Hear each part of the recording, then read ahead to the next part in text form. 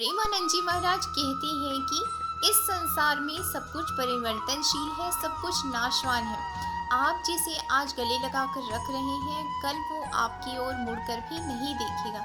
इसलिए सच्चे रिश्तों की कदर करें और उनके साथ ही आगे बढ़ें।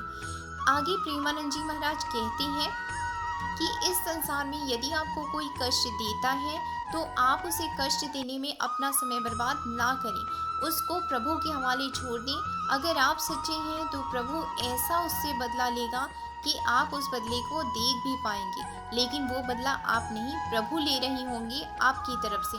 आगे प्रेमानंद जी महाराज कहते हैं, यदि आप गृहस्थ जीवन में हैं तो पराई स्त्री को काम भाव से उसका दर्शन ना करें, उसको स्पर्श ना करें। यदि आप गृहस्थ में होते हुए अपनी पत्नी को छोड़कर किसी पराई स्त्री की तरफ मोह माया रखते हैं तो आगे चलकर आपकी दुर्गति संभव है। ऐसा करने से आप सबसे बड़े पाप के भागीदार बनते हैं। यही स्त्रियों पर भी लागू होता है। वो यदि अपने पति को छोड़कर किसी अन्य पुरुष की कामना करती है, वो भी दंड की भागीदार होती हैं और आगे चलकर उसकी भी दुर्गति निश्चित है। आगे प्रेमानंद जी महाराज कहते हैं, इस संसार में सब कुछ परिवर्तनशील है, सब कुछ नाशवान है। यहाँ कुछ भी संभव है और कुछ भी असंभव। तुम सिर्फ प्रभु का ध्यान करो और उन पर ही सब कुछ छोड़ दो।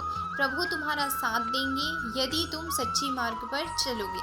यदि तुम थोड़े से भी भटकोगे तो प्रभु तुम्हारी ऐसी दुर्गति करेंगे कि तुम खुद चिल्ला चिल्ला कर कहोगे कि हाँ, यही मेरे कर्मों का दंड है, और तुम्हें उस वक्त बचाने वाला कोई भी नहीं होगा।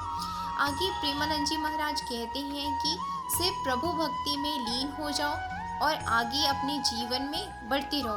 आगे प्रेमानंद जी महाराज कहते हैं कि ब्रह्मचारी रहने का अर्थ ये नहीं है कि आपको अविवाहित ही होना चाहिए। आप गृहस्थ में भी रहकर ब्रह्मचार्य का पालन कर सकते हो। यदि आप किसी दूसरी स्त्री पर नजर नहीं डालते हैं और सिर्फ अपनी पत्नी के साथ ही आप गृहस्थ जीवन में सुख का अनुभव करते हो तो यह भी किसी ब्रह्मचर्य का पालन करने ही जैसा है। क्योंकि श्री राम गृहस्थ जीवन में होते हुए भी ब्रह्मचारी कहलाते थे, क्योंकि वो सिर्फ अपनी पत्नी से ही मोह रखते थे। हे गाइस, अगर ये वीडियो अच्छा लगा हो तो ऐसे ही और वीडियो के लिए इस चैनल को लाइक सब्सक्राइब करना ना भूलें। Thank you.